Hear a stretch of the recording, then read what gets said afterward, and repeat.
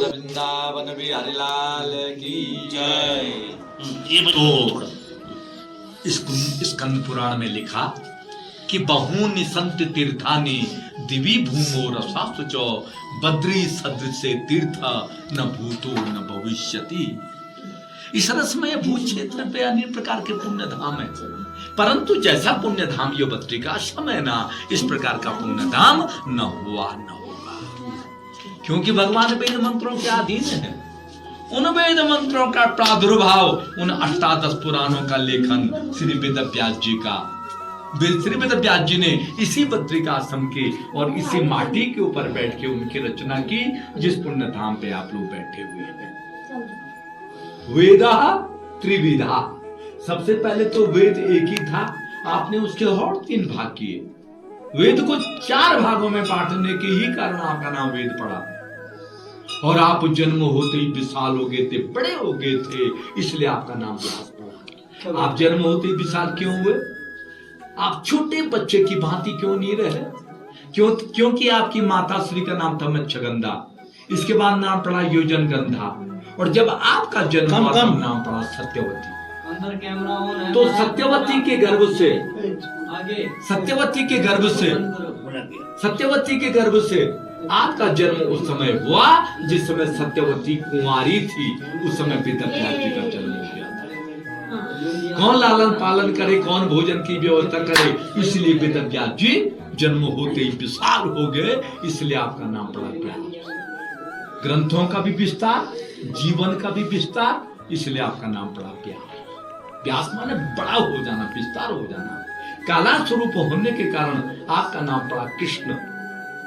और बैतवा और जमुना के द्वीप में, कालपी में, कानपुर और झांसी के बीच पड़ता है, तो द्वीप में जन्म होने के कारण आपका नाम पड़ा द्वैपायन। किधर जन्म हुए थे?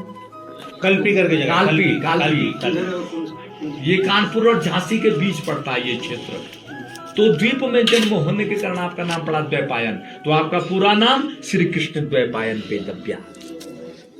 वेद को तो आपने तो 4 भागों में तो बांट डाला, परंतु स्त्री द्विज बंधु नाम त्रहीनो श्रुति गोचरा, किसी किसी के लिए वेद पढ़ने का अधिकार नहीं है।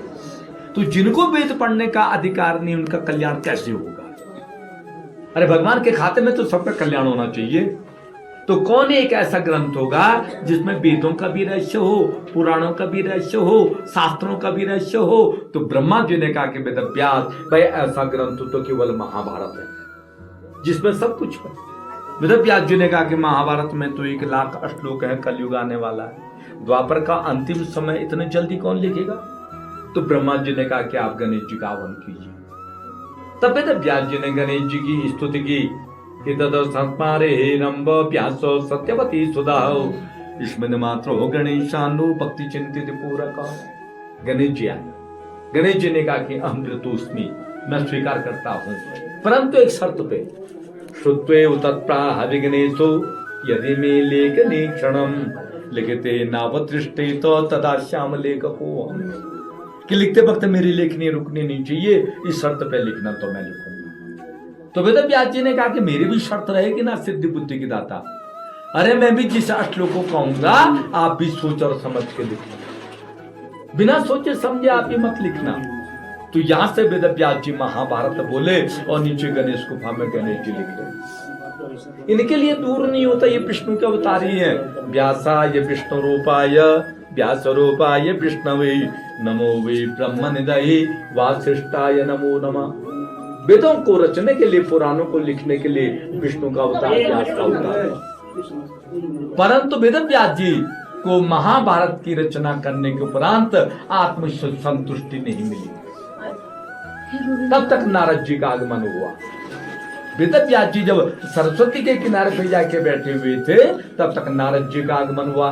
वेदव्यास जी ने नारद जी को देखा, तम दृष्ट्वा परम प्रीति व्यासो सत्यवती सुधाओ कृत्वा अर्घमासनम दत्त्वा प्रपक्षम कुशलम मुनि। वेदव्यास जी ने नारद जी को देखा, आसन दिया, अर्घ्य से उनके पादों का प्रक्षालन किया गंध अक्षर से उनकी पंचोपचार पूजा की। प्रपक्षम कुशलम मुनि, अंत में उनकी कुशलता को पूछा। ये हमारा सनातन धर्म है। कोई घर पे अतिथि आ जाए, पहले ऐसी सेवा होती थी। आज कोई घर पे अतिथि आ जाए, कैसी उल्टी उल्टी व्यवस्था होती है, सोच लीजिए। शर्म आती बोलने में। जैसा पानी वैसा पानी, और जैसा अन्न वैसा मन। सात्विक भोजन होगा सात्विक विचार आएंगे, तामसी भोजन होगा तामसी विचार आएंगे। तो वेदव्यास जी जब सरस्वती के किनारे पे जाके बैठे हुए थे, नारद जी आए। वेदव्यास जी ने कहा कि नारद, मैंने तो सारे ग्रंथों का लेखन किया, तब भी उचित जो शांत नहीं हो रहा है, तब भी उचित जो शांत नहीं हो रहा है। तो नारद जी ने कहा कि जब तक आपने पीवत भागवतम रसमालयम, जब तक आपने भक्तों को भागवत रूपी रस का पान नहीं दिया वेदव्यास, जब तक आपने श्री कृष्ण के गुणानुवादों का वर्णन नहीं किया वेदव्यास, जब तक आपने सदगति मुक्ति का मार्ग नहीं बताया वेदव्यास, तब तक आपका यो चित्त जो शांति नहीं होगा। तो अंत में वेदव्यास जी ने नारायणं नमस्कृत्य नरं चैव नरोत्तमं देवीं सरस्वतीं व्यासं ततो जयमुदीरये। नारायण भगवान को प्रणाम किया। वेदव्यास जी ने मां सरस्वती की वंदना की। और जिस पुण्य धाम पे आप लोग बैठे हुए हैं, इसी पुण्य धाम पे बैठ करके महाभारत के बाद 18वां पुराण श्रीमद् भागवत महापुराण की रचना की थी।